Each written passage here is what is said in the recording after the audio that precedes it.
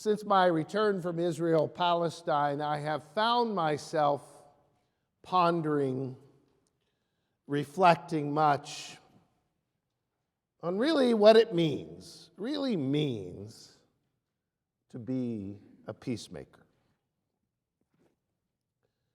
In part, this was prompted by the many conversations we had with Palestinian Christians who made it clear in everything they said that the only way forward, they said, toward a more just, a more peaceful world for themselves and their country was a continual, a vocal commitment to nonviolence.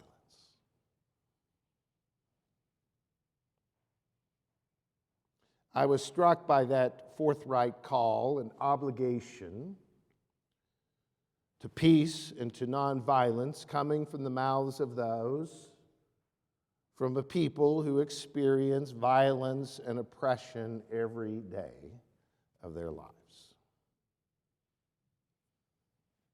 I think it affirms what Jesus taught one day on the side of a hill once, a mountain. It was called, "Blessed are the peacemakers, for they are truly the children of God."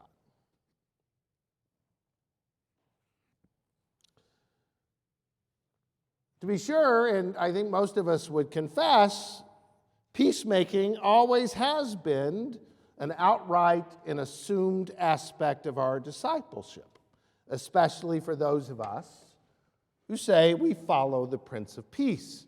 Peacemaking is, I think, an integral expression of our following the way of Jesus, who commanded us to turn the other cheek, to not return evil for evil. And we know this call to be about peace has always been taught and learned from our scriptures, from the stories we read, especially in the ways in which Jesus acted and lived in the world. There's a story this week. You may not remember this. I'll be interested who might remember this story this week in the Garden of Gethsemane as Jesus prays. And the soldiers and the chief priests come to arrest Jesus. That's the beginning for sure of the end for Jesus. And you may not remember this, but all four Gospels say that when those soldiers and servants came, it says someone who stood with Jesus drew out their sword and cut off the ear of the chief priest's servant. How many of y'all have heard that story before?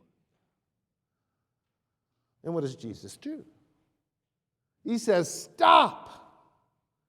This is not who we are." The Gospel of John says it was Peter, and I kind of think that. He was rather headstrong, right?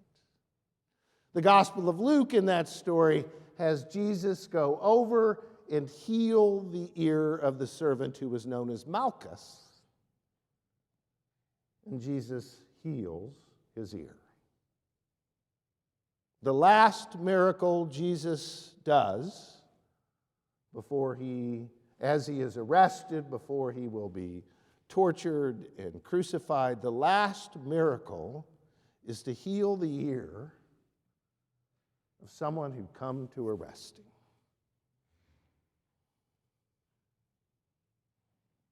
Jesus embodied something profoundly different than the world expected. And to live out this calling, this way of peace, seems more and more relevant today, does it not, than any other time? War in Ukraine, bombing in Gaza, descent of violent chaos in the Haiti, school shootings just right down the road, fears, I think, of political violence around the corner. There's, I think, something vitally important in understanding that central to our following the way of Jesus is this call, this deep, deep calling to be peacemakers and our own commitment to nonviolence. that we are called to something powerfully radical. This is the way, Jesus would say. And this is why it is often particularly troublesome for me that a significant portion of the Christian church advocates for violence. That is troubling. It's the very opposite of who we are. Many of you may not be aware that the march on the Capitol, the insurrection on January 6th, was significantly driven by Christians, by white Christian nationalists. That if you see pictures or videos, there are people carrying, as they beat down the police, as they enter the Capitol, carrying crosses and pictures of Jesus and Bibles they hold up. They're wearing crosses. And you may have seen the video of this, that when they are in the chamber, they begin to pray.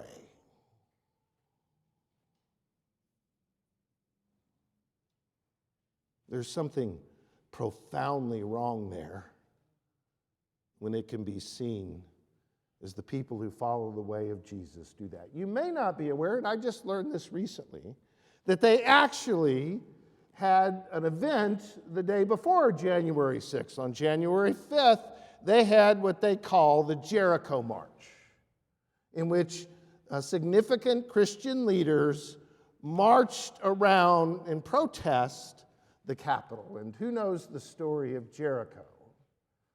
Story of Jericho, right? That as you march around, the story, of course, is about Joshua and the Israelites. That as you march around Jericho, the walls will come tumbling down. And that was their witness. Now, what you may not remember from the story, and it's very clear, is that the Israelites, it says, killed every man and woman of any age in Jericho. They even killed the oxen and the sheep and the donkeys. Nothing living. And one wonders, it's a horrible story to embody.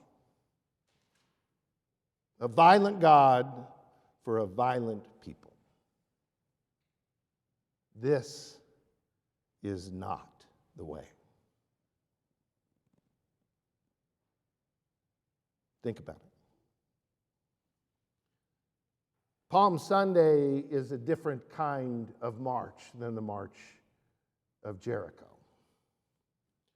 There are two New Testament scholars, many of you have heard Marcus Borg, John Dominic Crossan, who wrote a book about the last week of Jesus' life. And they particularly write about Palm Sunday, and they point out that it was always the practice on the beginning of Passover week, when tens of thousands of people were coming to Jerusalem to worship. It was the practice of Pontius Pilate, the governor, and of the military to march in parade into Jerusalem as a show of force and power. Rome is powerful, and if you don't behave, you know what's going to happen, right? And so Borg and Crossan, imagine, just think of that military march through the city to warn everybody to control the population, the armor, the swords, the horses, the clinking, the sounds, and how overwhelming it would be. And then Borg and Crossan point out we have the story of Palm Sunday. And they're marching from the opposite end of Jerusalem. Intentionally, a kind of counter-protest, a kind of living theater to challenge, Borg and Crossan argue, the military might of the most powerful country in the world. And they do so waving palms and cloaks. Here was the Roman display of swords and spears and shields, and there's Jesus and his followers with their palms waving, so different from that display of power they march on Palm Sunday for peace. Intentionally so. Now, as I read that story from the Gospel of Mark, it makes clear that Jesus intentionally organized that march, that parade, that counter march that day. We're told there's only really a few lines about the march itself, but they had done all kinds of things to prepare. He sends out 2 of his disciples to find a prearranged plan for a colt to be used, and if they are confronted, they even have a code. The Lord has need of it. And the marching parade through the Jerusalem streets is a kaleidoscope of waving palms and cloaks strewn across the road. It is God's people, the children of God, marching for peace. Now, to be clear, Jesus is not a pacifist. And by that I mean, he's not one who retreats from conflict. He and his people march for peace, striving to speak truth to power. And it gets him killed. They always, if you think about it, kill the peacemakers, right? Martin Luther King Jr., Gandhi, Oscar Romero, to name only a few. To march for peace, to be a peacemaker, is far more threatening to those in power than any violence we could do. There's another story from this week that occurred to me that, I don't know if you remember this story during this Holy Week, that Pontius Pilate, he offers to the crowd, he says, well, it is our practice in Passover that we will free one prisoner, right? We will free one prisoner. Do y'all remember this story? And what was the name of the one they offered? They said, I'll let Jesus free Barabbas. Does anybody know who Barabbas was? Some considered him a criminal, but really what he was a revolutionary, a violent revolutionary. And Pilate yelled out to the crowd, who do you want set free, Jesus or Barabbas? And of course we know the answer. We want Barabbas. They don't want the peacemaker. They want the violent revolutionary.